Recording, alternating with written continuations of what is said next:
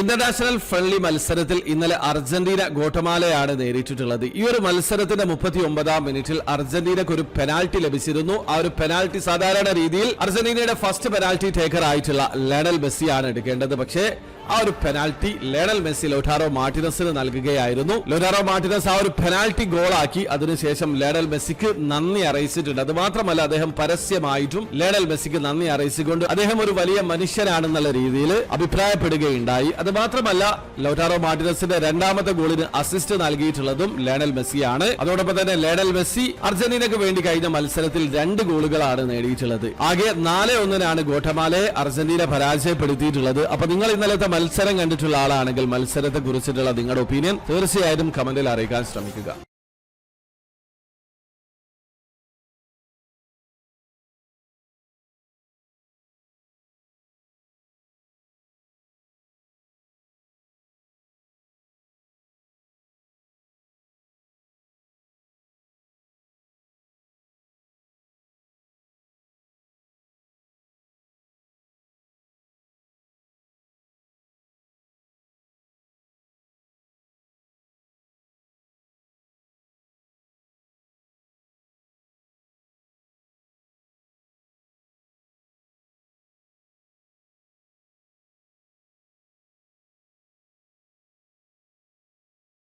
UEFA euro 2024 ആരംഭിച്ചിട്ടുണ്ട്. ആദ്യ മത്സരത്തിൽ ജർമ്മനി സ്കോട്ട്ലാൻഡിനെ 5-1 പരാജയപ്പെടുത്തിയിട്ടുള്ളത്. അത് മാത്രമല്ല, ഇന്ന് 3 മത്സരങ്ങളാണുള്ളത്. ആദ്യ മത്സരത്തിൽ ഹംഗറി സ്വിറ്റ്സർലാൻഡിനെ നേരിടും. വൈകുന്നേരം 6:30 മത്സരം. രണ്ടാമത്തെ മത്സരത്തിൽ സ്പെയിൻ ക്രൊയേഷ്യയാണ് നേരിടുന്നത്. രാത്രി 9:30 മത്സരം. രാത്രി 12:30 മൂന്നാമത്തെ മത്സരത്തിൽ ഇറ്റലി അൽബേനിയയെ നേരിടുന്നുണ്ട്. അപ്പൊ നിങ്ങൾ ഇന്ത്യയിലുള്ള ആൾക്കാരാണെങ്കിൽ ഈ ഒരു മത്സരങ്ങൾ ലൈവ് ആയിട്ട് കാണാൻ എന്തെങ്കിലും മാർഗമുണ്ടോ? അതായത് ഇന്ത്യയിൽ ടെലികാസ്റ്റ് ഉണ്ടോ എന്ന് അറിയാൻ താല്പര്യമുണ്ടെങ്കിൽ സോണി നെറ്റ്വർക്ക് അവരുടെ ചാനലിലൂടെ യൂറോ കപ്പ് മത്സരങ്ങൾ ലൈവ് ആയിട്ട് ടെലികാസ്റ്റ് ചെയ്യുന്നുണ്ട്. അത് മാത്രമല്ല, Sony Live application through Euro Cup അവർ സ്ട്രീം ചെയ്യുന്നുണ്ട്. ഒന്നുകിൽ നിങ്ങൾക്ക് ആപ്ലിക്കേഷൻ ത്രൂ കാണാൻ പറ്റും, അതല്ലെങ്കിൽ അവരുടെ സോണി ചാനൽ ത്രൂ ഈ ഒരു മത്സരങ്ങൾ കാണാൻ പറ്റുന്നതാണ്. അപ്പൊ നിങ്ങൾക്ക് euro cup, Copa America related ന്യൂസുകൾ അറിയാൻ താല്പര്യമുണ്ടെങ്കിൽ ഈ അക്കൗണ്ട് ഒന്ന് ഫോളോ ചെയ്ത് സപ്പോർട്ട് ചെയ്യാം.